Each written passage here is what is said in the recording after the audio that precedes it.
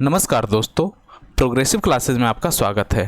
दोस्तों, जैसा कि हमने वादा किया था कि हम दृष्टि घटना चक्र को MCQ फॉर्म में डिटेल के साथ कंप्लीट करवाएंगे। उसी सीरीज में आज यह लास्ट वीडियो है और यह वीडियो है इकोनॉमी का, आर्थिक परिदृश्य का, जिसमें हम चर्चा करेंगे केंद्रीय बजट 2023-24, आर्थिक समीक्षा 2022-23, उसी तरह से यूपी बजट 2023-24 और यूपी आर्थिक समीक्षा 2022-23 को MCQ फॉर्म में डिटेल के साथ कवर करेंगे।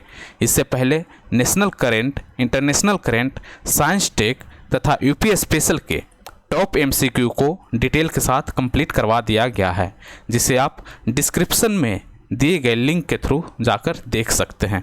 दोस्तों, इस प्रकार का डिस्कशन आपको किसी और चैनल पर नहीं मिलेगा, इसीलिए जो भी नए हैं चैनल को सब्सक्राइब करें ताकि नोटिफिकेशन आपके पास जल्दी पहुंच सके। दोस्तों के साथ भी शेयर करें। और आइए हम शुरुआत करते हैं आज का पहला क्वेश्चन। इसमें पहला क्वेश्चन है, विदेश व्यापार नीति 2023 के तहत भारतीय निर्यात को 2030 तक कितना करने का लक्ष्य रखा गया है। विदेश व्यापार नीति 2023 के तहत भारतीय निर्यात को 2030 तक कितना करने का लक्ष्य रखा गया है। तो यह है दोस्तों 2 ट्रिलियन हमारा निर्यात करने का लक्ष्य रखा गया है 2030 तक। ठीक है, अब देखिए जो विदेश व्यापार नीति है 2023, इसके कुछ 4 स्तंभ है जिसकी चर्चा की जानी जरूरी है। वो है छूट में प्रोत्साहन, दूसरा है निर्यातकों, राज्यों, जिला और भारतीय मिशन के सहयोग के माध्यम से निर्यात संवर्धन, एक्सपोर्ट प्रमोशन, तीसरा है व्यवसाय करने की सुगमता, ईज ऑफ डूइंग बिजनेस जो बोलते हैं उससे, और उभरते क्षेत्रों में ई-कॉमर्स, निर्यात हब, कारोबार लागत आदि में जो है उसको कमी करना। ठीक है, इसके अलावा स्कोमेट, SCOMET, स्कोमेट नीति को संगत बनाना। स्कोमेट नीति क्या है? स्कोमेट का फुल फॉर्म यदि देखें तो वह है special chemical organism materials equipment and technology. SCOMET में ये सारी चीज़ें शामिल है। Special chemicals, organisms, materials, equipment and technology. इसके तहत दोहरा उपयोग वाली जो उच्च अंतः प्रौद्योगिकी है, उच्च अंतः प्रौद्योगिकी मतलब high end technology items. High end technology item में क्या होता है, जैसे ई-कॉमर्स जो होती हैं उसमें उसको सुगम बनाया जाए। हाई टेक्नोलॉजी आइटम्स में सारी चीज़ें आएंगी, उसके निर्यात संवर्धन को तथा जिला और राज्य स्तर पर इसको बढ़ाने पे का कोशिश किया जाए, उसके लिए सहयोग दिया जाए। तो ये सारी चीज़ें हाई इन टेक्नोलॉजी आइटम्स में ये सारी चीज़ें शामिल की गई है। और इसे हम क्या कहते हैं, SCOMET, special chemicals organism materials equipment and technology के तहत दोहरे उपयोग वाली इस टेक्नोलॉजी को बढ़ाने का प्रयास करने की इसमें बात कही गई है। किसमें? यह है पॉलिसी हमारा विदेश व्यापार नीति 2023, जिसके अंतर्गत 2 ट्रिलियन का निर्यात को हमें बढ़ाना है 2030 तक। ठीक है, दूसरा क्वेश्चन देखते हैं। उत्तर प्रदेश के किन शहरों को TEE towns of export excellence अर्थात निर्यात उत्कृष्टता शहर के रूप में निर्दिष्ट किया गया है। उत्तर प्रदेश के किन शहरों को TEE है टाउन्स ऑफ एक्सपोर्ट एक्सेलेंस अर्थात निर्यात उत्कृष्टता शहर के रूप में निर्दिष्ट किया गया है। तो यह है मिर्ज़ापुर, मुरादाबाद और वाराणसी। मिर्ज़ापुर, मुरादाबाद और वाराणसी, इस तरह से हमारा ऑप्शन हो जाएगा B। ठीक है, आगे देखते हैं। टेक्सटाइल उद्योगों के विकास हेतु कितने राज्यों में PM मित्र पार्क स्थापित करने की घोषणा की गई है। टेक्सटाइल उद्योगों के विकास हेतु कितने राज्यों में PM मित्र पार्क स्थापित करने की घोषणा की गई है। तो ये टोटल 7 राज्यों में PM मित्र पार्क बनाने की घोषणा की गई है। 7 राज्य कौन कौन से हैं? तमिलनाडु है, तेलंगाना है, कर्नाटक है, महाराष्ट्र, गुजरात, मध्य प्रदेश और उत्तर प्रदेश। ठीक है, PM मित्र पार्क इन 7 राज्यों में बनने हैं। इसके तहत क्या है, 70,000 करोड़ रुपये का इसमें इन्वेस्टमेंट होगा और 20 लाख रोजगार सृजन की इसमें कैपेसिटी है। ये 5F के थीम पे आधारित है। 5F में क्या होता है? फार्म टू फाइबर,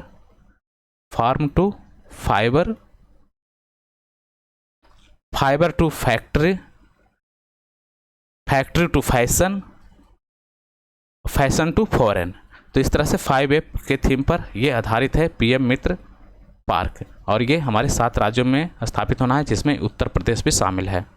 अगला क्वेश्चन देखेंगे, भारत सरकार के आर्थिक विभाग द्वारा जारी आंकड़ों के अनुसार दिसंबर 2022 के अंत तक भारत का विदेशी ऋण कितना रहा। भारत सरकार के आर्थिक विभाग द्वारा जारी आंकड़ों के अनुसार दिसंबर 2022 के अंत तक भारत का विदेशी ऋण कितना रहा, तो ये रहा 613.1 बिलियन डॉलर, 613.1 बिलियन डॉलर। ठीक है, आगे बढ़ते हैं। दोस्तों, यदि आप इस चैनल पर नए हैं तो इस चैनल को सब्सक्राइब कीजिए और अपने दोस्तों के साथ शेयर कीजिए, ताकि हम भी मोटिवेटेड रहें और आपके लिए अच्छे अच्छे वीडियोस ला सकें। नेक्स्ट क्वेश्चन देखते हैं। 1 फरवरी 2023 को वित्त मंत्री द्वारा संसद में प्रस्तुत अमृतकाल के पहले बजट की अनुमानित राशि क्या है। फरवरी 2023 को वित्त मंत्री द्वारा संसद में प्रस्तुत अमृतकाल के पहले बजट की अनुमानित राशि क्या है, तो ये अनुमानित राशि है 45.03 लाख करोड़ रुपये। कितना है? 45.03 लाख करोड़ रुपये का बजट 2023 में यहाँ पे पेश किया गया था। ठीक है, कितना? 45.03 लाख करोड़ रुपये का बजट था टोटल हमारा 2023-24 का। ठीक है, आगे बढ़ते हैं। अमृतकाल के सप्तऋषि प्राथमिकताओं में इनमें से कौन शामिल नहीं है। अमृतकाल के सप्तऋषि प्राथमिकताओं में इनमें से कौन शामिल नहीं है। तो देखिए, सप्तऋषि प्राथमिकता में हमारी कौन कौन से चीज़ें शामिल है वहाँ पे हम देख लेते हैं, उस हिसाब से हम इसका आंसर चूज करने का प्रयास करेंगे। देखिए, अमृतकाल में 7 प्राथमिकताओं को तय किया गया, जिसे हम बोलते हैं सप्तऋषि। सप्तऋषि में शामिल है नंबर 1 समावेशी विकास, जिसे हम बोलते हैं इंक्लूसिव डेवलपमेंट, समावेशी विकास है। दूसरा है अंतिम छोर तक संसाधनों का पहुंच, जिसे हम बोलते थे, गांधी जी के शब्दों में बोलते हैं कि अंतिम व्यक्ति तक विकास पहुंचना चाहिए, तो यही मोटिव यहाँ पे भी रखा गया है, अंतिम छोर तक पहुंचना है। Reaching the last mile, reaching the last mile, ये हो गया दूसरा। तीसरा है अवसंरचना और निवेश, इंफ्रास्ट्रक्चर एंड इन्वेस्टमेंट। 3 हो गया समावेशी विकास, reaching the last mile, infrastructure and investment. चौथा है क्षमता को सामने लाना, अनलीजिंग द पोटेंशियल, जो क्षमता है उसे सामने लाना। 5वां है हरित विकास, हमारा जो डेवलपमेंट होगा वो कैसा होगा? ग्रीन ग्रोथ होगा। ठीक है। 6ठा है युवा शक्ति, हम डेमोग्राफिक डिविडेंड की स्थिति में हैं तो हमारे पास यूथ पावर है, तो यूथ पावर को इसमें शामिल किया गया है। और 7वां है वित्तीय क्षेत्र अर्थात फाइनेंशियल सेक्टर।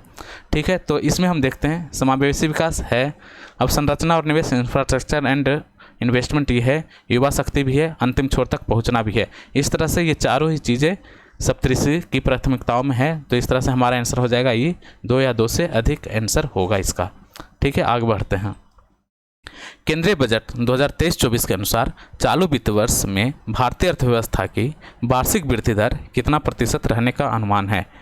केंद्रीय बजट 2023-24 के अनुसार चालू वित्त वर्ष में भारतीय अर्थव्यवस्था की वार्षिक दर कितना प्रतिशत रहने का अनुमान है, तो यह है 7%। केंद्रीय बजट में हमारा जो अनुमान लगाया गया था ग्रोथ का वो है 7%। आगे बढ़ते हैं। भारत @100 तक की यात्रा में निम्नलिखित में से किसे रूपांतरकारी नहीं कहा जा सकता। भारत @100 तक की यात्रा में निम्नलिखित में से किसे रूपांतरकारी नहीं कहा जा सकता। भारत @100 और रूपांतरकारी नहीं कहा जा सकता, वैसी कौन सी चीज़ें हैं जो एक बहुत बड़े परिवर्तन को इम्प्लीमेंट नहीं कर सकता। क्या महिलाओं का आर्थिक सशक्तिकरण है ऐसा? तो महिलाओं की आर्थिक सशक्तिकरण जो है ये रूपांतरकारी हो सकता है, तो ये नहीं में ये नहीं माना जाएगा। तो इसका मतलब ये महिलाओं का आर्थिक सशक्तिकरण ये सही है हमारा। अर्थात यदि हम देखें तो भारत @100 इसमें 4 जो पिलर हैं उसकी हम पहले चर्चा कर लेते हैं, उस हिसाब से हम इसका नहीं का आंसर ढूंढते हैं। तो भारत @100 में 4 पिलर को निर्धारित किया गया, निश्चित किया गया है, लक्षित किया गया है। वो क्या है? महिलाओं का आर्थिक सशक्तिकरण। यदि हम ये करते हैं तो हम बड़े एक इकोनॉमिक परिवर्तन को ला सकते हैं महिलाओं का आर्थिक सशक्तिकरण करके। दूसरा PM विश्वकर्मा कौशल सम्मान अर्थात PM विकास इसको बोलते हैं। PM विकास से विश्वकर्मा कौशल सम्मान अर्थात जो दक्षता है उसका सम्मान करके। तीसरा पर्यटन टूरिज्म को इसमें रखा गया है। चौथा है हरित विकास। तो देखिए महिलाओं के आर्थिक सशक्तिकरण है, पीएम विकास भी है, पर्यटन भी है, हरित विकास भी है। तो ये सारी चीज़ें मेन पिलर में शामिल है। तो हमारा आंसर हो जाएगा 2 या 2 से अधिक नहीं, बल्कि ये कोई नहीं। ठीक है, कोई नहीं होगा इसका आंसर, क्योंकि इसमें चारों जो है ये हमारा सही है। ये चारों ही पिलर हैं जो रूपांतरकारी हो सकते हैं। तो इस तरह से हमारा आंसर होगा कोई नहीं। आगे बढ़ते हैं। भारतीय बाजरा अनुसंधान संस्थान कहाँ स्थित है? भारतीय बाजरा अनुसंधान संस्थान कहाँ स्थित है? यह हैदराबाद में स्थित है, भारतीय बाजरा अनुसंधान संस्थान। ये क्वेश्चन इसलिए बना है क्योंकि आप जानते हैं विश्व 23 को मिलेट ईयर्स के रूप में हम मना रहे हैं, तो मोटे अनाज को लेकर के क्वेश्चन पूछे जा सकते हैं। तो इसी कारण हमने इसे शामिल किया है। भारतीय बाजरा अनुसंधान संस्थान कहाँ है? हैदराबाद में।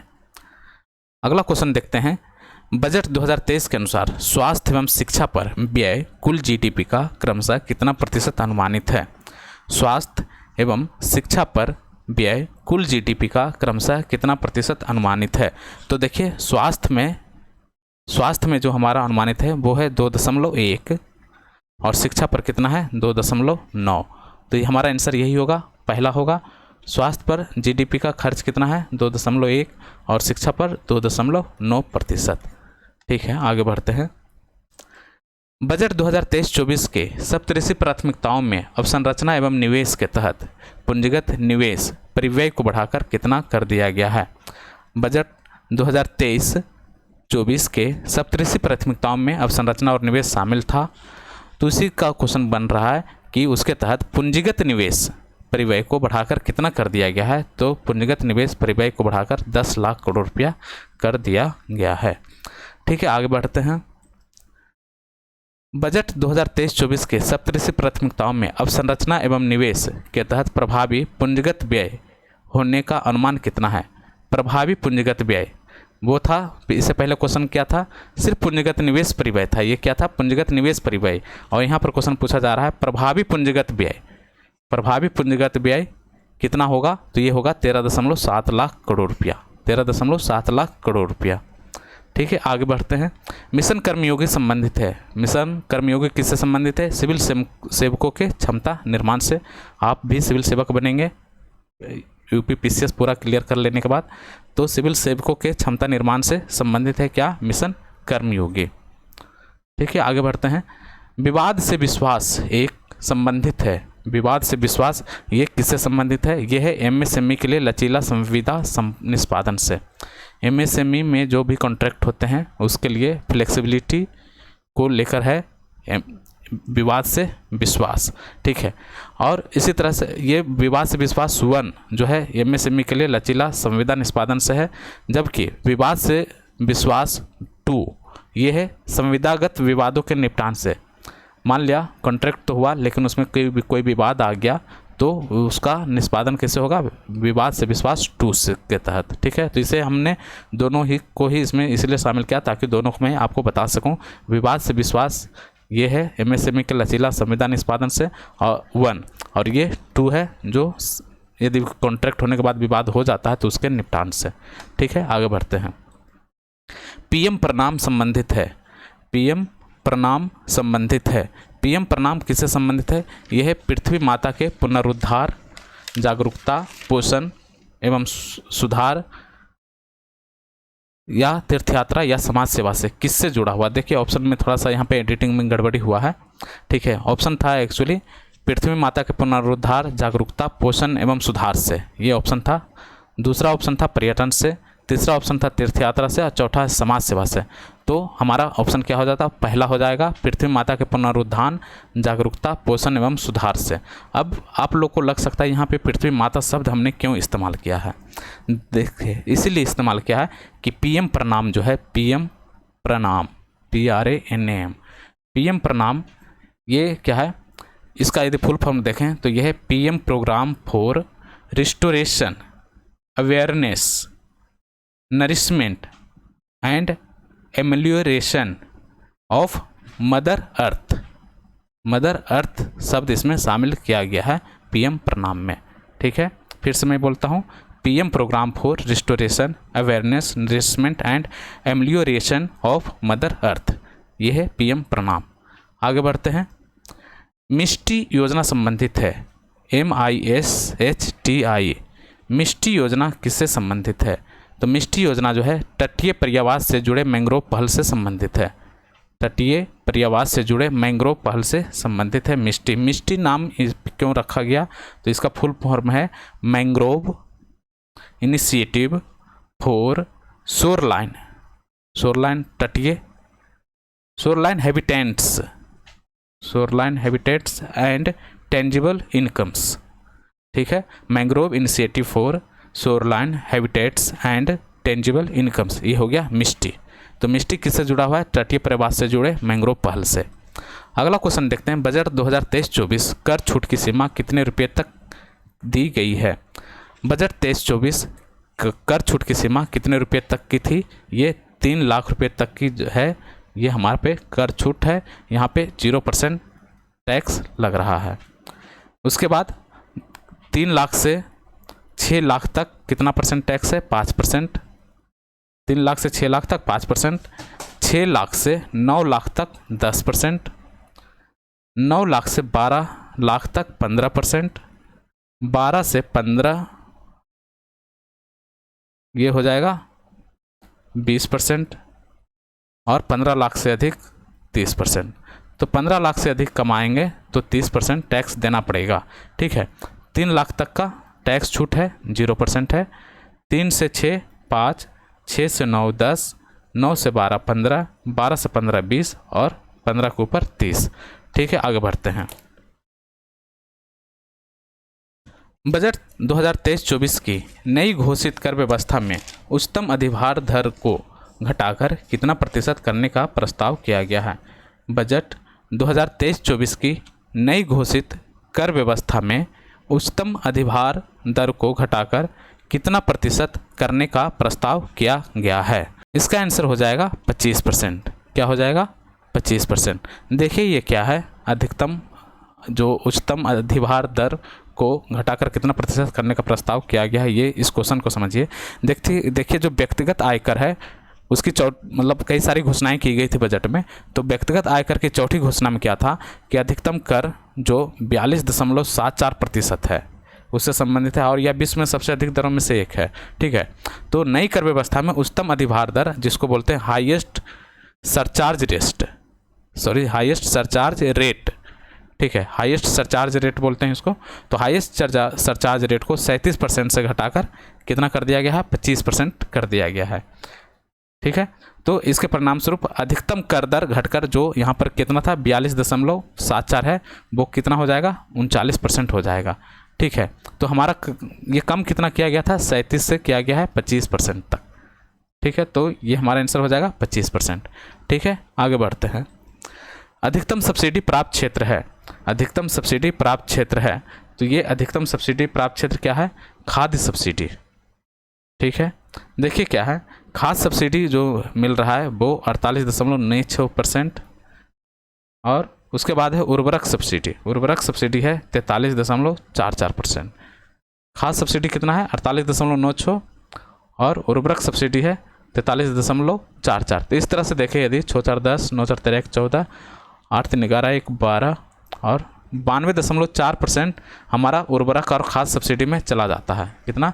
जो भी सब्सिडी है उसका अधिकतम सब्सिडी किस में जा रहा है? उर्वरक और खाद्य सब्सिडी। ठीक है, इसके अलावा सब्सिडी और किस में मिलता है? ब्याज सब्सिडी भी मिलता है। तो ब्याज सब्सिडी बहुत कम है, कितना है? 6.84% है। पेट्रोलियम सब्सिडी मात्र 0.56% है। ठीक है, आगे बढ़ते हैं। बजट अनुमान 23-24 सकल कर राजस्व कितना है?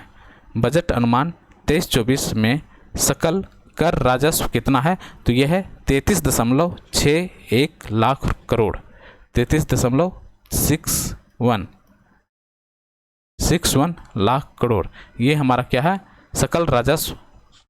सकल राजस्व ये बता रहा है कितना? 33 इसे बस याद कर लीजिए। अब हमारे पास बहुत ज़्यादा टाइम नहीं है, आपके पास ज़्यादा टाइम नहीं है कि उतना इसको हम यहाँ पे समझा सकें कि राजस्व ये क्या होता है, सकल राजस्व और ये सब सारी चीज़ें। तो अभी हम इसे बस शॉर्ट में इसको बस क्वेश्चन को हम कवर करा रहे हैं क्योंकि आपके पास बहुत ज़्यादा टाइम नहीं है। ठीक है, तो 33.61 लाख करोड़ रुपया है कितना? सकल कर राजस्व बजट अनुमान 2023-24 के तहत। इसे बस याद कर लीजिए 33.61। शीर्ष कर राजस्व प्राप्ति स्रोत है, शीर्ष कर राजस्व प्राप्ति स्रोत है, तो सबसे अधिक जो कर राजस्व कहाँ से प्राप्त हो रहा है, वो हो रहा है वस्तु एवं सेवा कर से। कितना? वस्तु एवं सेवा कर से। ठीक है, ये हुआ है 9.57 लाख करोड़। किससे? अभी हमने बताया था ना कि टोटल कितना है हमारा कर राजस्व, 33.61 है, तो उसमें से जीएसटी से हो गया 9.57, निगम कर जिसको बोलते हैं कॉर्पोरेट टैक्स, यहाँ से मिल रहा है 9.23, और इनकम टैक्स यहाँ से मिल रहा है 9.01। ठीक है, बाकी अन्य में भी आ जाएगा, तो उस तरह से टोटल जोड़ेंगे तो आ जाएगा 33.61 लाख करोड़ रुपया। सबसे ज़्यादा हमारा कहाँ से मिल रहा है? जीएसटी से 9.57, उसके बाद मिल रहा है कॉर्पोरेट टैक्स 9.23। आगे बढ़ते हैं। बजट 2023-24 में जल जीवन मिशन हेतु बजट अनुमान कितना है? जल जीवन मिशन को कितना दिया गया है? तो ये दिया गया है 70,000 करोड़ रुपये। जल जीवन मिशन को 70,000 करोड़ रुपया मिला है। देखिए, जल जीवन मिशन ही हमने यहाँ पे क्वेश्चन में क्यों शामिल किया, क्योंकि जल जीवन मिशन जो है योजनाओं में यदि देखें तो आपको इसमें ये मैक्सिमम आपको मिलेगा 70,000 करोड़ रुपया। इसके अलावा आपको मनरेगा में मिल जाएगा कितना? 60,000 करोड़ रुपया।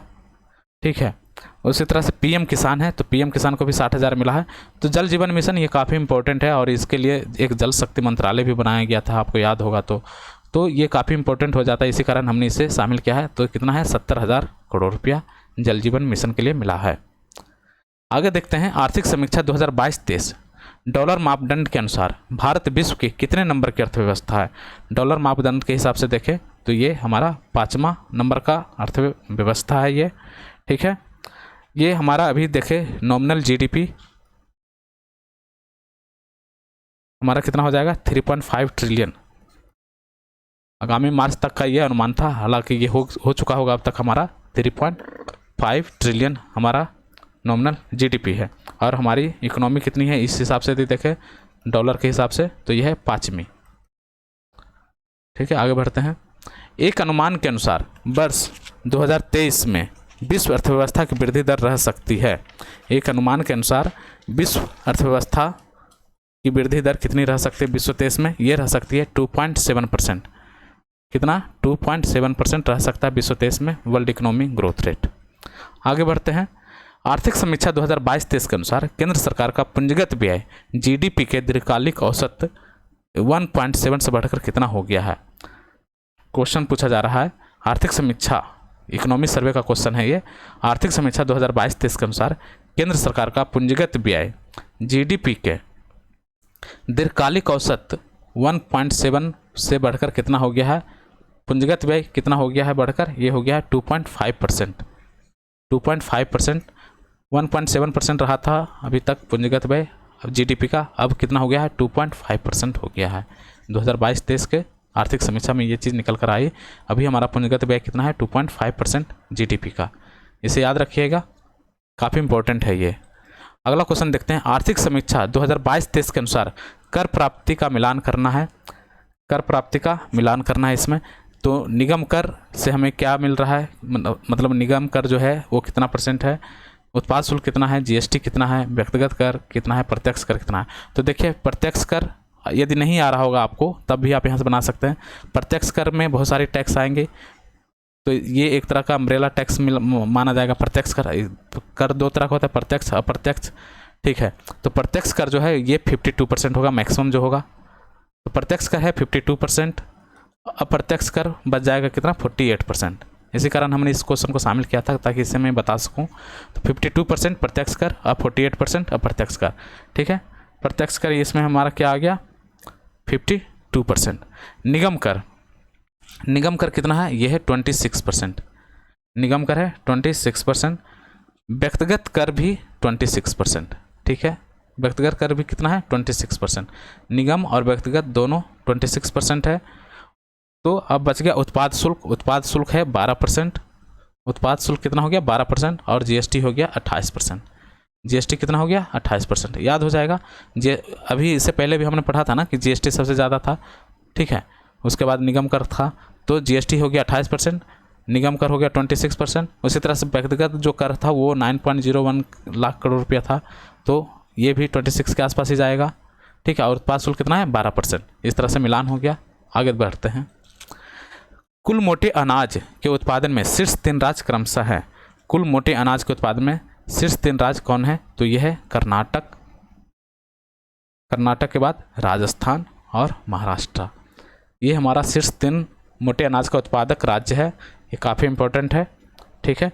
अब देखें, यदि मिलियन टन के हिसाब से कर्नाटक में होता है 7.3, राजस्थान में होता है 7.0, महाराष्ट्र में होता है 5.8 मिलियन टन। ये सारे क्या है? मिलियन टन में हमने ये बताया, ठीक है। 7.3 million tonne Karnataka, Rajasthan 7 million tonne और 5.8 महाराष्ट्र, 5.8 मिलियन टन महाराष्ट्र का हो गया, ठीक है।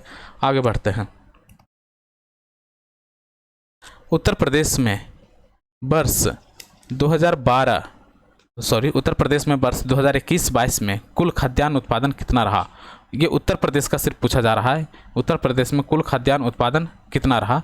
तो ये रहा 56.11%, मिलियन टन। 56.11 मिलियन टन में है ना, तो 56.11 मिलियन टन हो गया। उत्तर प्रदेश का कुल खाद्यान्न उत्पादन कितना है? 56.11 मिलियन टन, ठीक है। आगे बढ़ते हैं। भारत में आयात की दृष्टि से शीर्ष देश है। भारत में आयात जो होता है वो मैक्सिमम कहाँ से हो रहा है? तो वो चाइना से हो रहा है। इसी कारण हम जो है डिफिसिट में रहते हैं। चाइना से जब ट्रेड होता है तो हमारा डिफिसिट रहता है, ठीक है, चाइना के साथ। आगे बढ़ते हैं। भारत से निर्यात हिस्सेदारी में शीर्ष देश है। भारत से सबसे ज़्यादा निर्यात जो हिस्सेदारी है वो किसका है? संयुक्त राज्य अमेरिका है।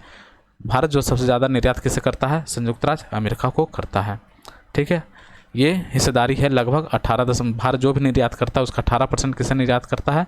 संयुक्त राज्य अमेरिका को, ठीक है। और चाइना से 15.4% है जो आयात, जितना भी आयात होता है बाहर से उसका 15.4% चाइना से आयात होता है। और भारत अपना जो भी निर्यात करता है उसका 18.1% यूएसए को निर्यात करता है, ठीक है। आगे बढ़ते हैं। भारत से निर्यात का अधिकतम प्रतिशत हिस्सा किसका है? भारत से निर्यात का अधिकतम प्रतिशत हिस्सा किसका है? तो क्या यह कृषि एवं संबंध वस्तुएं का है, कच्चा तेल का है, रत्न आभूषण का है, मशीनरी उपकरण किसका है? तो ये कच्चा तेल एवं पेट्रो उत्पाद का होगा, ठीक है। कच्चा तेल एवं पेट्रो उत्पाद का ये हमारा अधिकतम निर्यात है। यदि इन ऑप्शन में देखें तो कृषि एवं संबंध वस्तुएं दिया हुआ है, रत्न एवं आभूषण दिया हुआ, मशीनरी एवं उपकरण दिया हुआ है, ठीक है। यदि क्वेश्चन में रहता कृषि एवं संबंध वस्तुएं पहला ऑप्शन, दूसरा रहता विनिर्मित वस्तुएं, तीसरा रहता कच्चा तेल एवं पेट्रोल उत्पाद, और चौथा रहता अन्य, ठीक है। तो इसमें कौन सा होगा आंसर? इसमें हो जाता विनिर्मित वस्तुएं, ठीक है। विनिर्मित वस्तुएं का जो हमारा निर्यात है वो कितना है? इसमें लगभग 58.9 जो है प्रतिशत हमारा विनिर्मित वस्तुएं का निर्यात होता है। समझ गए होंगे क्वेश्चन में क्या कर रहा हूँ। यदि कच्चा तेल पेट्रोल उत्पाद यहाँ पे दिया हुआ है, रत्न और आभूषण दिया हुआ है, मशीनरी उपकरण है, ये भी विनिर्मित में ही आएगा लेकिन अलग अलग ये दे दिया गया है, ठीक है। तो इसी कारण इनका परसेंटेज तो कम ही होगा। यदि यहाँ पे इन दोनों ऑप्शन के साथ दिया रहता विनिर्मित वस्तुएं, मतलब ये दोनों ऑप्शन नहीं रहता, इसके जगह पर रहता मान लिया विनिर्मित वस्तुएं, तो विनिर्मित वस्तुएं का जो निर्यात है वो हमारा 58.9% है, ठीक है। तब हमारा आंसर क्या हो जाता? विनिर्मित वस्तुएं। और ऐसे यहाँ पे क्या आएगा? कच्चा तेल एवं पेट्रोल उत्पाद, ठीक है। तो ध्यान रखिएगा क्वेश्चन क्या पूछ रहा है और उसमें ऑप्शन क्या क्या दिया हुआ है, उस हिसाब से इसका आंसर मार्क करना है। आगे बढ़ते हैं। उत्तर प्रदेश बजट 2023-24 कब प्रस्तुत किया गया? उत्तर प्रदेश बजट 2023-24 कब प्रस्तुत किया गया? ये प्रस्तुत किया गया 22 फरवरी 2023 को। वित्त मंत्री कौन है उत्तर प्रदेश के? सुरेश खन्ना द्वारा इसे प्रस्तुत किया गया 22 फरवरी 2023 को। इसे याद रखिएगा, पूछा जा सकता है इस क्वेश्चन को 22 फरवरी 2023 को, ठीक है। अगला क्वेश्चन देखते हैं। उत्तर प्रदेश बजट 2023-24 की कुल अनुमानित राशि कितनी है? कितना का बजट पेश किया गया? तो 6.9 लाख करोड़ रुपीस का। कितना? 6.9 लाख करोड़ रुपीस का बजट पेश किया गया उत्तर प्रदेश में। आगे बढ़ते हैं। उत्तर प्रदेश बजट 2023-24 में नई योजनाओं के लिए कितनी राशि आवंटित की गई है? नई योजनाओं के लिए कितनी राशि आवंटित की गई है? तो ये आवंटित किया गया है 32.72, कितना 32.72 हज़ार करोड़ रुपया नई योजनाओं के लिए आवंटित किया गया है। इसे याद रखिएगा 32.72, ठीक है। अगला क्वेश्चन देखते हैं। उत्तर प्रदेश बजट 2023-24 पूंजीगत लेखे का व्यय क्या है? पूंजीगत लेखा का व्यय क्या है? तो ये है, ये 18 इसे याद कीजिएगा 1878 जैसे मोबाइल नंबर याद करते हैं ना, उसी तरह से इसको याद कर लीजिए। पूंजीगत लेखे का व्यय कितना हो गया? 1878। अब देखिए हमारा टोटल बजट कितना का था? 69 का है। यदि इसको शब्द में लिखे तो टोटल है 690242.43। ये टोटल हमारा बजट है। कितना? 69.02 लाख करोड़ रुपीज़, मतलब 6.9 लाख करोड़ रुपये। ये हमारा टोटल बजट है 6.9 लाख करोड़ रुपया, ठीक है। इसमें से 18 जो है ये 1.8 यदि देखें तो 1.8 क्या है? ये हमारा 1.8 हमारा पूंजीगत है। तो बाकी हमारा राजस्व कितना बच गया? 6.9 में से 1.8 घटा दीजिए, कितना बचाएगा? 1, और ये हो जाएगा 5। तो 5.1 क्या हो जाएगा? राजस्व हो जाएगा। 5 इससे भी मतलब शॉर्ट में आप इस तरह से भी याद कर लीजिएगा तो हो जाएगा 5.1 हो गया राजस्व व्यय, और टोटल आप जान ही रहे हैं 6.9 टोटल बजट। तो 6.9 में से 5.1 घटा दीजिए तो बच जाएगा 1.8। ये हो जाएगा हमारा पूंजीगत व्यय। राजस्व व्यय बहुत ज़्यादा है, देख रहे हैं 5.1, और पूंजीगत व्यय 1.8, लगभग 1836 54, मतलब तिगुना। हमारा राजस्व व्यय क्या है? लगभग तिगुना है ये, ठीक है, पूंजीगत व्यय से। तो जो लिस्ट डेवलपमेंट जो स्टेट होते हैं उसका राजस्व व्यय ज़्यादा हो जाता है, ठीक है। पूंजीगत व्यय यदि ज़्यादा हो तो ये हमारे लिए फ़ायदेमंद होता है, क्योंकि इसमें हम पूंजी में इन्वेस्ट करते हैं तो उस तरह का हमारे रिटर्न भी मिलता है। लेकिन राजस्व व्यय में ये हमारा व्यय है, जो मान लिया जैसे वेतन, पेंशन और बहुत सारी जो चीज़ें चल रही है उसमें हमारा राजस्व व्यय होता है, ठीक है। आगे बढ़ते हैं। मतलब राजस्व व्यय से हमें रिटर्न की उम्मीद नहीं होती है, पूंजीगत व्यय से हमें रिटर्न मिलता है, तो हम लाभ की स्थिति में होते हैं। वो एक तरह से हमारा इन्वेस्टमेंट होता है। आगे बढ़ते हैं। बजट अनुमान 2023-24 में सरकार की कुल अनुमानित प्राप्तियां कितनी हैं? बजट अनुमान 2023-24 में सरकार की अनुमानित प्राप्तियां कितनी हैं? तो यह है 683,292। देखिए हमारा 6.9 क्या है? व्यय है। हमारा प्राप्ति कितना है? 6.8, मतलब 0.1 का हमारा क्या है? ये हमारा डिफिसिट होगा, ठीक है।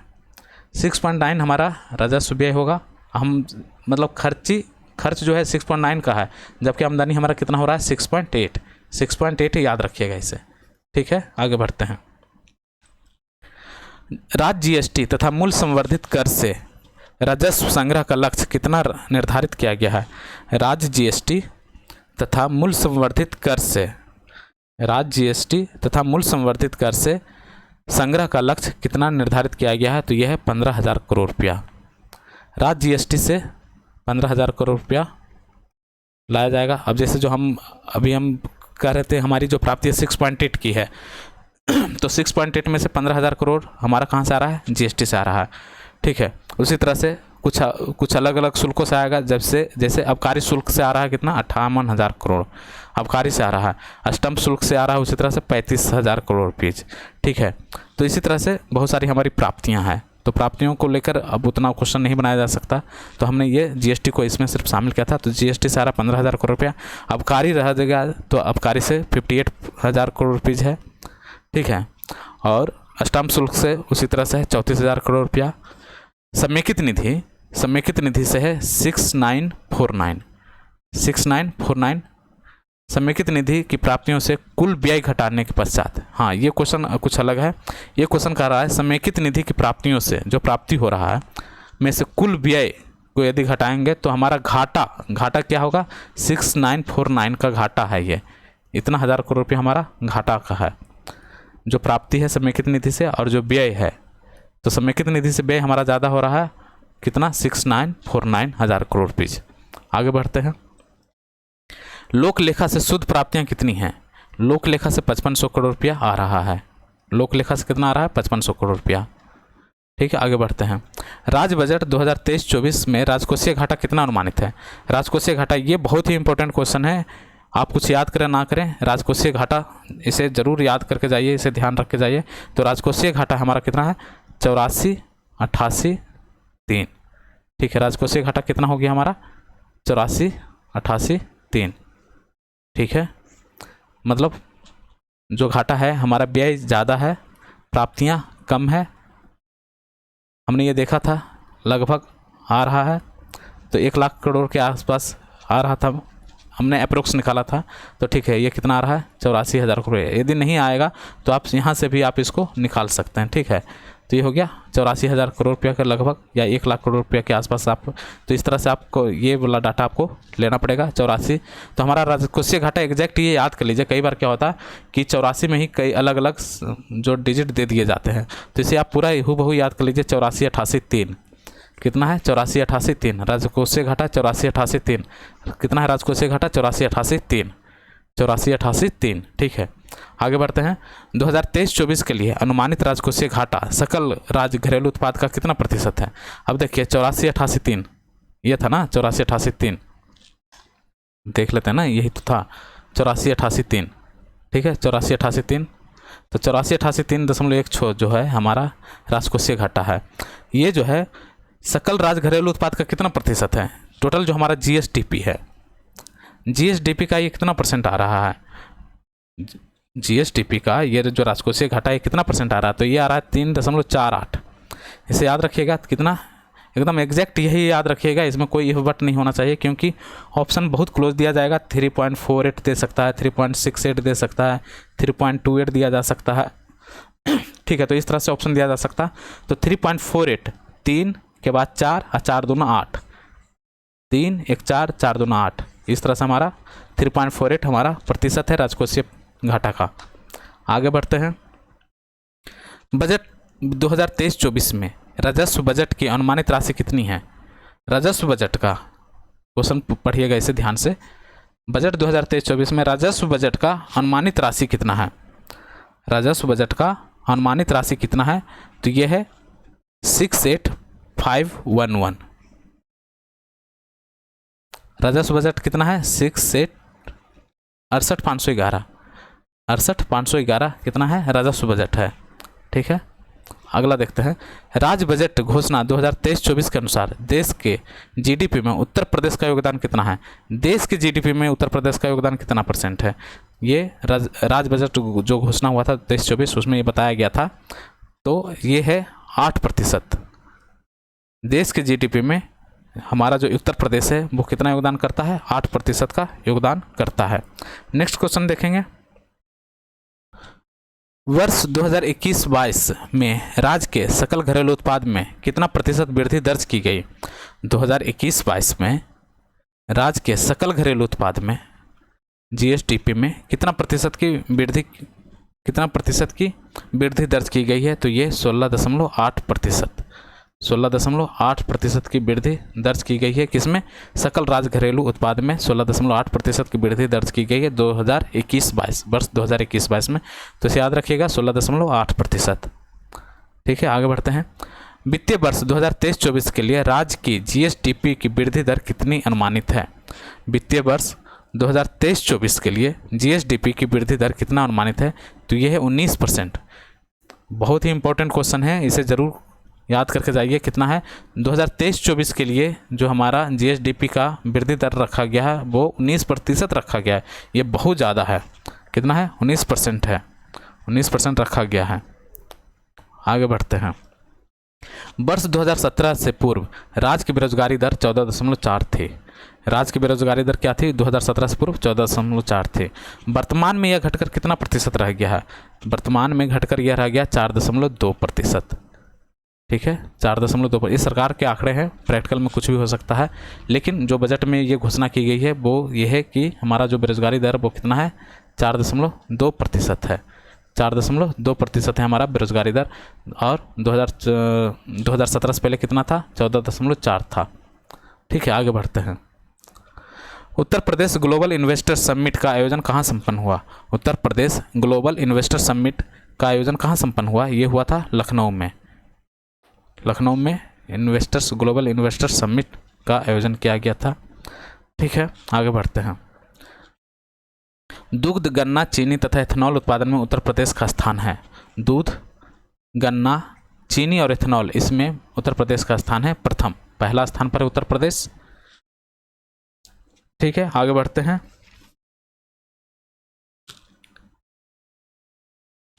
रबी विपणन वर्ष में गेहूं की एमएसपी कितना रुपया प्रति क्विंटल निर्धारित किया गया है?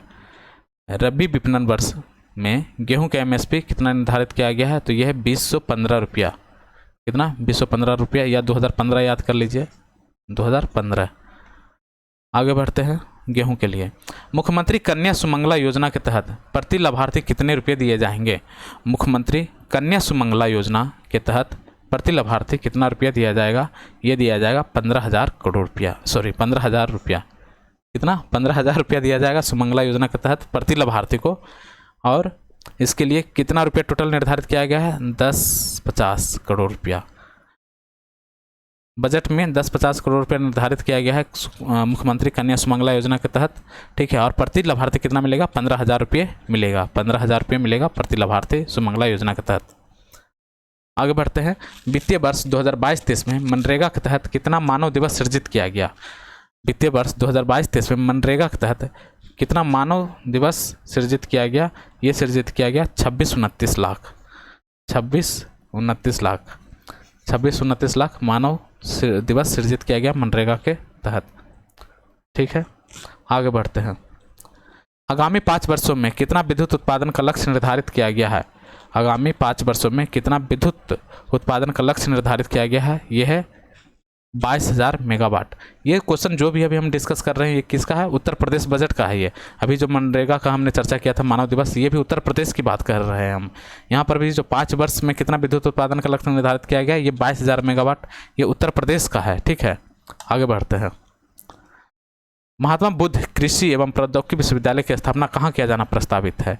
महात्मा बुद्ध कृषि एवं प्रौद्योगिकी विश्वविद्यालय की स्थापना कहाँ किया जाना प्रस्तावित है? यह है कुशीनगर में। कुशीनगर में जानते हैं महात्मा बुद्ध की मृत्यु हुई थी, तो कुशीनगर में ये कृषि एवं प्रौद्योगिकी विश्वविद्यालय स्थापित किया जाना है। ये बहुत ही इंपॉर्टेंट क्वेश्चन है, इसे याद रख के जाइएगा। ठीक है, आगे बढ़ते हैं। मिलान करना है। मध्य दिया हुआ है, प्रतिशत दिया हुआ है। क्या है? मध्य है और प्रतिशत है, इसे मिलान करना है। तो राज्य का स्वयं का कर है। राज्य का स्वयं का कर कितना है? ये 10.8% है जीएसडीपी का।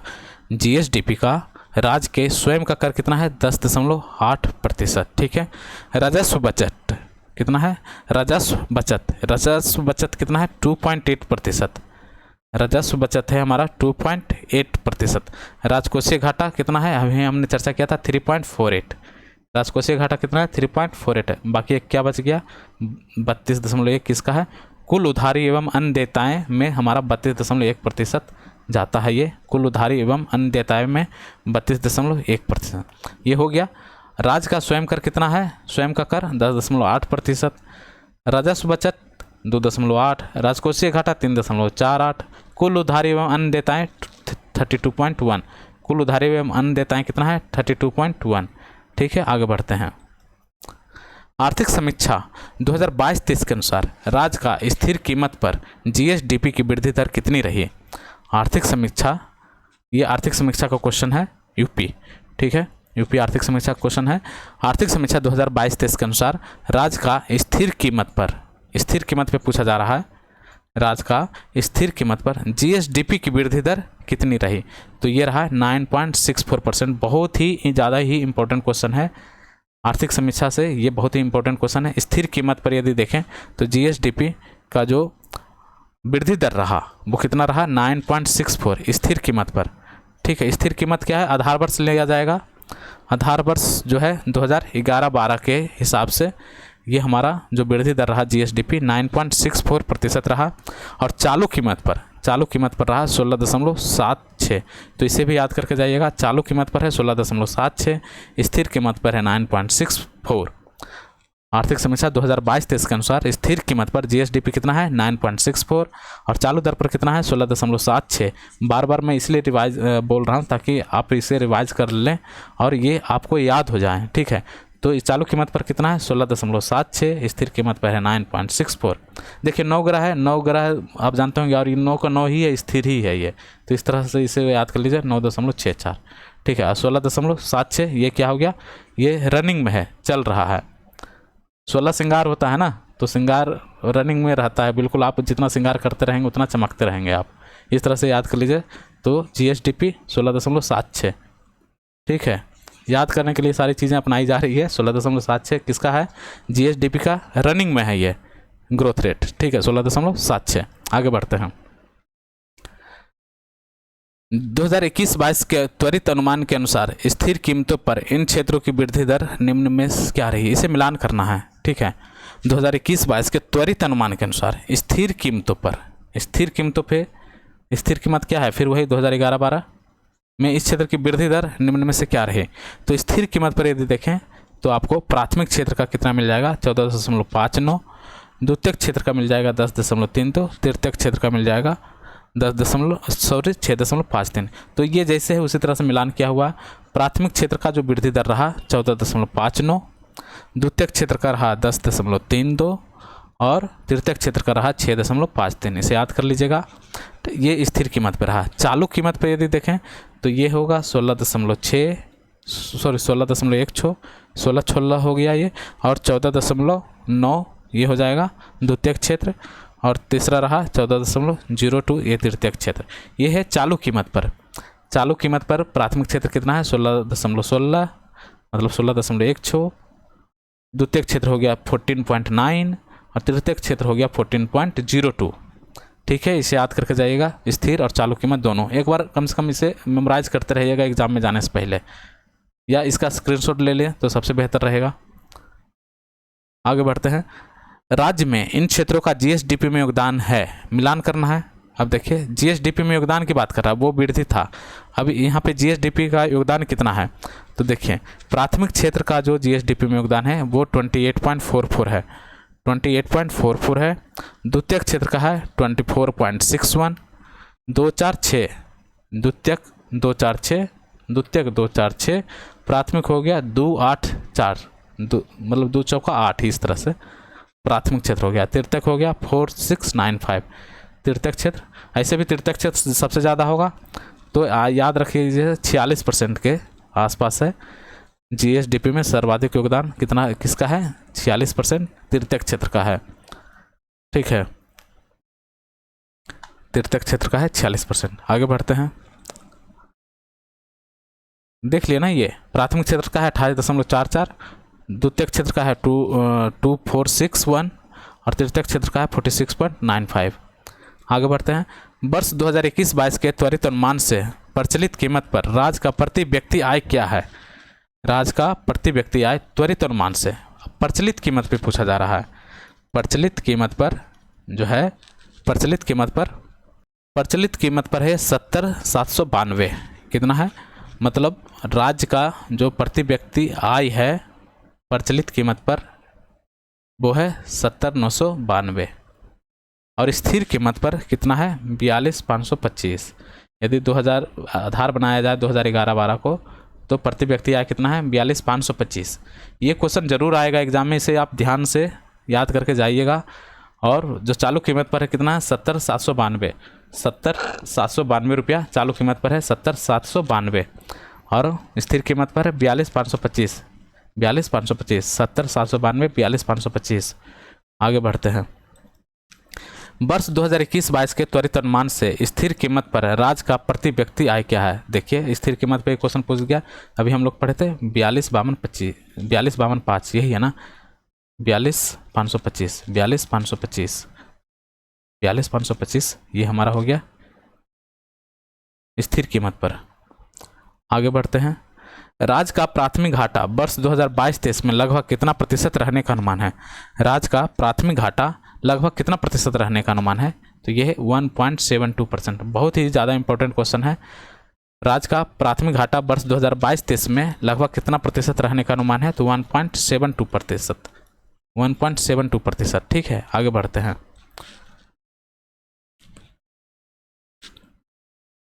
प्राथमिक घाटा समझने में कोई दिक्कत तो नहीं हो रही ना? प्राथमिक घाटा जिसे क्या कहते हैं, 1 मिनट इसको निकालता हूँ मैं। प्राथमिक घाटा कितना रहने का अनुमान है? 1.72। प्राथमिक घाटा किसको बोलते हैं? जैसे राजकोषीय घाटे की राशि जो है, राजकोषीय घाटे की राशि हमने चर्चा किया था। राजकोषीय घाटे की राशि में से जो ब्याज अदायगी करेंगे, तो राजकोषीय घाटे की राशि में से जो ब्याज अदायगी करेंगे तो उसका जो कुल व्यय होगा, भार घटाने पर जो राशि निकलेगा वो क्या होगा? प्राथमिक घाटा। ठीक है, राजकोषीय घाटे में से ब्याज अदायगी को घटा दीजिए तो क्या हो जाएगा? हमारा प्राथमिक घाटा। तो प्राथमिक घाटा कितना रहेगा? 1.72%। ठीक है, आगे बढ़ते हैं। राज्य के स्वकर राजस्व में जीएसटी का योगदान, राज्य के स्वकर राजस्व में जीएसटी का योगदान कितना है? स्वकर में जीएसटी का योगदान ये 40% है। कितना है? 40% है। स्वकर में जीएसटी का योगदान हो गया हमारा 40%। नेक्स्ट क्वेश्चन देखेंगे। उत्तर प्रदेश भौगोलिक दृष्टि से देश का कौन सा स्थान है? उत्तर प्रदेश भौगोलिक दृष्टि से देश का कौन सा स्थान है? तो ये चौथा नंबर का है। अब उत्तर प्रदेश का क्षेत्रफल कितना है? 240,928। कितना हो गया? ये 2,40,928 वर्ग किलोमीटर है। उत्तर प्रदेश का क्षेत्रफल कितना है? 240,928। 240,928 इसे याद कीजिए। 240,928 हमारा क्षेत्रफल है उत्तर प्रदेश का, और ये पूरे भारत में चौथा नंबर का स्टेट है। इसका कुल क्षेत्रफल जो देखें हमारे देश के क्षेत्रफल का 7.3% है। उत्तर प्रदेश का क्षेत्रफल देश के कुल क्षेत्रफल का 7.3% निकलेगा। ये 32,87,782 है हमारे देश का क्षेत्रफल, और ये जो इसका 7.3% 240,928 निकलेगा जो उत्तर प्रदेश है। ठीक है, आगे बढ़ते हैं। प्रोग्रेसिव क्लासेस को आप ज्वाइन कीजिए, सब्सक्राइब कीजिए और अपने दोस्तों के साथ इसे शेयर जरूर कीजिए। आगे बढ़ते हैं। रैंप योजना का संबंध है, रैंप योजना का संबंध है एमएसएमई से। ये क्वेश्चन बहुत ही इंपॉर्टेंट है, कई बार एग्जाम में पूछा जा चुका है ऑलरेडी। तो एमएसएमई से संबंधित है रैंप योजना। रैंप योजना क्या है? Raising and accelerating MSME programme. Raising and accelerating MSME programme, इसको क्या बोलेंगे? रैंप योजना। ठीक है, इसके तहत 60-62 इतना करोड़ रुपया विश्व बैंक से सहायता मिल रहा है, और ये 5 वर्ष जो 2022-23 से प्रारंभ में इस योजना की अवधि 5 वर्ष रहेगा, मतलब 2025-26 तक ये कार्य करेगा। ठीक है, तो ये रैंप किसके लिए? एमएसएमई के लिए। बस इतना याद रखिएगा, रैंप योजना एमएसएमई के लिए है। आगे बढ़ते हैं।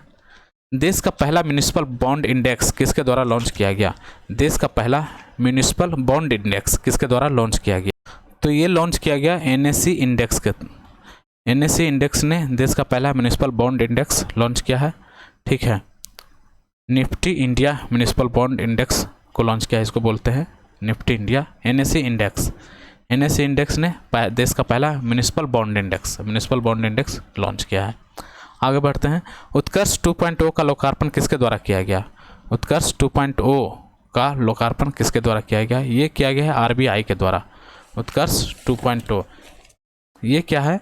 आरबीआई इसका उत्कर्ष 2.0 लाया है।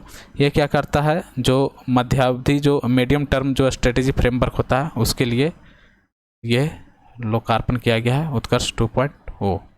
इसको बोलते हैं मध्यम अवधि कार्यनीति रूपरेखा। ठीक है, अगला बढ़ते हैं। इंडिया स्किल्स रिपोर्ट 2023 के अनुसार उच्चतम नियोजनीयता वाले शीर्ष राज्य या केंद्र शासित प्रदेश हैं। India skills report 2023, India skills report 2023 के हिसाब से बोल रहा है कि हाईएस्ट एम्प्लॉयबिलिटी जो है वो किस राज्य अथवा केंद्र शासित प्रदेश का है? तो वो है उत्तर प्रदेश का। ये बहुत ही ज़्यादा इंपॉर्टेंट क्वेश्चन है उत्तर प्रदेश स्पेसिफिक के लिए। इंडिया स्किल्स रिपोर्ट है। इंडिया स्किल्स रिपोर्ट बताता है कि हाईएस्ट जो एम्प्लॉयबिलिटी है वो किसका है? उत्तर प्रदेश का है। अगला क्वेश्चन देखते हैं। इंडिया स्किल्स रिपोर्ट 2023 के अनुसार रोजगार युक्त महिलाओं के सर्वाधिक प्रतिशत में उत्तर प्रदेश का स्थान क्या है? इंडिया स्किल्स रिपोर्ट के अनुसार रोजगार युक्त महिलाओं के सर्वाधिक प्रतिशत में उत्तर प्रदेश का स्थान क्या है? वो है दूसरा स्थान है। पहला स्थान किसका है? तो रोजगार युक्त महिलाओं का वो राजस्थान है पहला स्थान पर नियोजन में। ठीक है, हाईएस्ट एम्प्लॉयबिलिटी में उत्तर प्रदेश आ जाएगा और महिलाओं के एम्प्लॉयबिलिटी में सेकंड नंबर पर है उत्तर प्रदेश। आगे बढ़ते हैं। केंद्रीय स्वास्थ्य एवं परिवार कल्याण मंत्रालय भारत सरकार के आंकड़े के अनुसार 2018-20 में मातृ मृत्यु अनुपात कितना है? मातृ मृत्यु अनुपात ये 97 प्रति लाख जीवित जन 97 है। मैटरनल मोर्टेलिटी रेशियो बोलते हैं इसको, मैटरनल मोर्टेलिटी रेशियो MMR। ठीक है, तो MMR कितना है? 97 प्रति लाख जीवित जन्म। ठीक है, पहले ये था 130, अब कितना हो गया? 97। नेक्स्ट क्वेश्चन देखेंगे। बैंक दर के आधार पर एक समान स्वर्ण कीमत लागू करने वाला देश का पहला राज्य। बैंक दर के आधार पर एक समान स्वर्ण कीमत लागू करने वाला राज्य कौन है? यह है केरला। ठीक है, आगे बढ़ते हैं।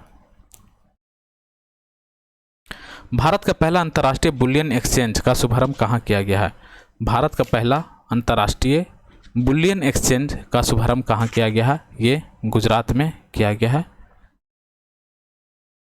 गुजरात में कहाँ? ये गांधीनगर गिफ्ट सिटी बोलते हैं गांधीनगर को, गांधीनगर गिफ्ट सिटी। तो वहाँ पर बुलियन एक्सचेंज का शुभारंभ किया गया है। नेक्स्ट क्वेश्चन देखेंगे। नमूना पंजीकरण प्रणाली SRS के अनुसार 2020 में राष्ट्रीय स्तर पर शिशु मृत्यु दर कितना है? राष्ट्रीय स्तर पर शिशु मृत्यु दर है 28। कितना है? 28। पहले ये 29 था, अब कितना हो गया है? 28। SRS के आंकड़े के हिसाब से जो है शिशु मृत्यु दर कितना है? 28 2020 में। ठीक है, सॉरी 2019 में ये कितना था? ये 30 था।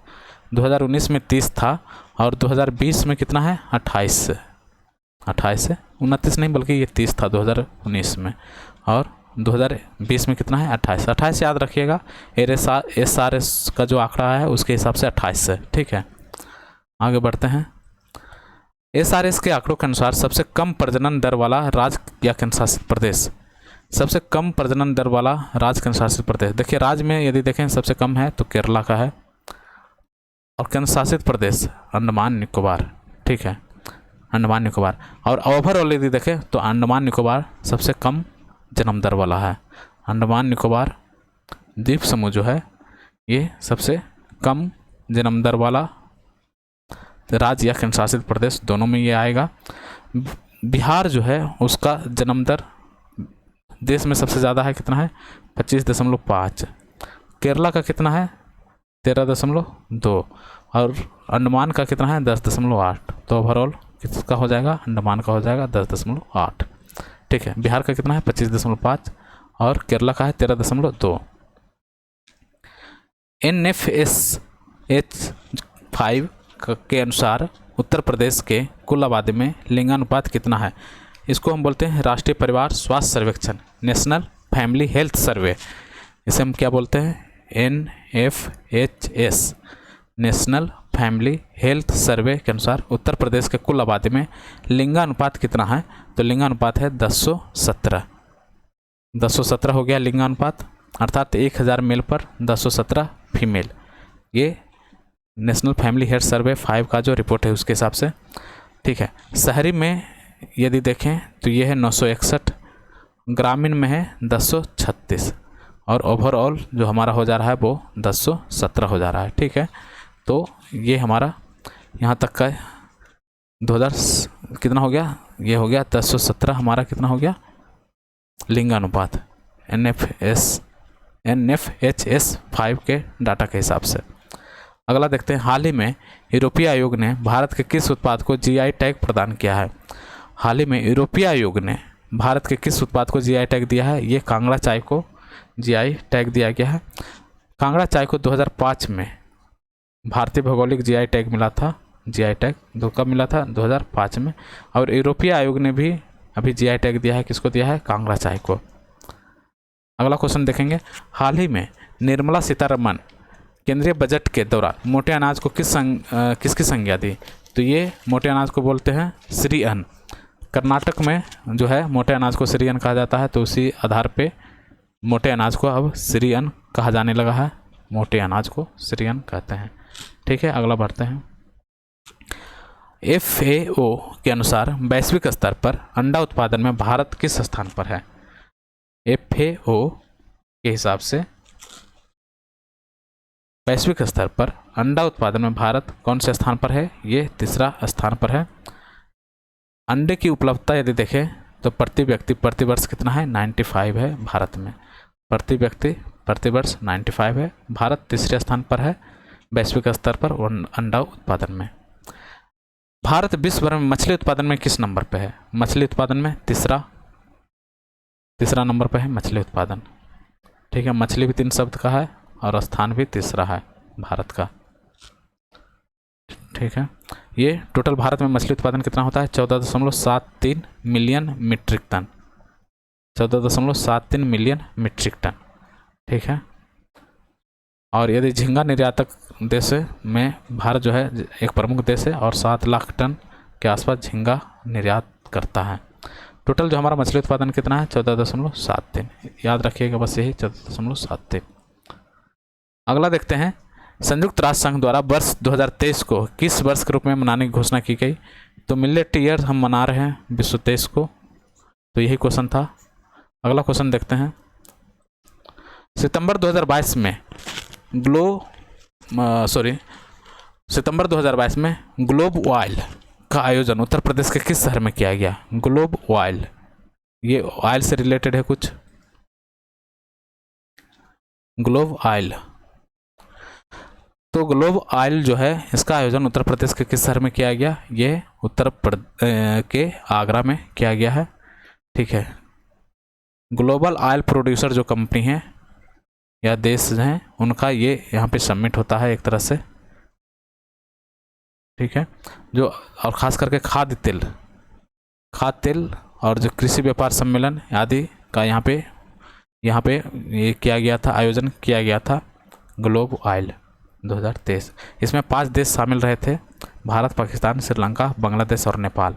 ठीक है, और इसी तरह से 5 प्रमुख पाम ऑयल, खास करके पाम ऑयल आयातक देश जो है उनका संघ है ये ग्लोब ऑयल। ठीक है, इसका सम्मेलन कहाँ हुआ? आगरा में हुआ। ये याद रखिएगा, आगरा में हुआ है ग्लोब ऑयल सम्मेलन। आगे देखते हैं, 2 दिवसीय प्रथम पशु स्वास्थ्य शिखर सम्मेलन का आयोजन किस शहर में किया गया? 2 दिवसीय प्रथम पशु स्वास्थ्य शिखर सम्मेलन किस शहर में किया गया? तो ये है न्यू दिल्ली। न्यू दिल्ली में प्रथम भारत पशु स्वास्थ्य शिखर सम्मेलन का आयोजन किया गया। और ये किसने किया था? इसका उद्घाटन किया था केंद्रीय मत्स्य पालन, पशुपालन एवं डेयरी मंत्रालय ने। केंद्रीय मत्स्य पालन, पशुपालन एवं डेयरी मंत्रालय ने किया था। ठीक है, अगला क्वेश्चन देखते हैं, भारत विश्व में चीनी के उत्पादन और उपभोक्ता में किस नंबर का देश बन गया है? चीनी के उत्पादन और उपभोक्ता में भारत पहला नंबर का देश बन गया है। चीनी उत्पादन और उपभोक्ता दोनों में ही। ठीक है, और निर्यातक में यदि देखें तो भारत दूसरा नंबर का सबसे बड़ा निर्यातक है चीनी का।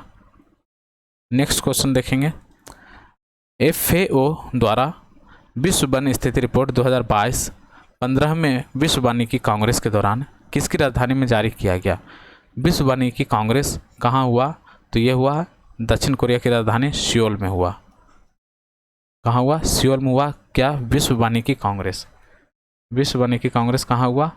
सियोल में हुआ है। ठीक है, यदि वन देखें अभी तो पृथ्वी पे टोटल 31% वन विस्तृत है। पृथ्वी के कुल क्षेत्रफल का 31% क्षेत्रफल पर वन है। ठीक है, और विश्व वानिकी कांग्रेस कहाँ हुआ? ये सियोल में हुआ। बहुत ही इंपॉर्टेंट क्वेश्चन है ये। विश्व वानिकी कांग्रेस हुआ है सियोल में। वर्ल्ड स्टील एसोसिएशन द्वारा जारी आंकड़े के अनुसार वैश्विक स्तर पर कच्चे स्टील के उत्पादन में शीर्ष देश कौन सा है? कच्चे स्टील के उत्पादन में शीर्ष देश है चाइना। कच्चे तेल के उत्पादन में शीर्ष देश है चाइना। दूसरा नंबर का देश है भारत। तीसरा नंबर का है जापान। चाइना जो है 17.96 मिलियन टन ये कच्चे इस्पात का उत्पादन करता है, जबकि भारत मात्र 125.07 मिलियन टन। तो लगभग 8 से 9 गुना का अंतर है ये चाइना और इंडिया के स्टील उत्पादन में। इसके बावजूद भारत जो दूसरा नंबर पर है 125 मिलियन टन के उत्पादन के साथ दूसरा नंबर पर है कच्चे स्टील के उत्पादन में, और चाइना 217 मिलियन टन के साथ पहले स्थान पर है। दिल्ली में भारत का पहला हरित इस्पात बॉन्ड किस नाम से लॉन्च किया गया? दिल्ली में भारत का पहला हरित इस्पात बॉन्ड ये कल्याणी फोरेस्टा के नाम से लॉन्च किया गया, कल्याणी फोरेस्टा, ठीक है। और इसे लॉन्च किया था इस्पात मंत्री कौन है? ज्योतिरादित्य सिंधिया, ठीक है। अगला क्वेश्चन देखेंगे। वर्ल्ड एयरपोर्ट अवार्ड्स 2022 के अनुसार विश्व का सर्वश्रेष्ठ हवाई अड्डा कौन सा है? विश्व का सर्वश्रेष्ठ हवाई अड्डा है हमद अंतर्राष्ट्रीय हवाई अड्डा सर्वश्रेष्ठ हवाई अड्डा है। उसके बाद आपको मिल जाएगा जापान का हवाई अड्डा टोक्यो, उसके बाद सिंगापुर, फिर टोक्यो नेरिटा जापान में ही है। तो इस तरह से पहला जो सर्वश्रेष्ठ हवाई अड्डा वो कौन सा है? यह है हमद अंतर्राष्ट्रीय हवाई अड्डा, पहला नंबर पे आएगा। दूसरा नंबर पे है जापान का टोक्यो इंटरनेशनल हवाई अड्डा, ठीक है। तीसरा नंबर पर सिंगापुर का हवाई अड्डा है। हाल ही में बरहमी महारत्न कंपनी का दर्जा किसे मिला है? हाल ही में बरहमी महारत्न कंपनी का दर्जा किसे मिला है?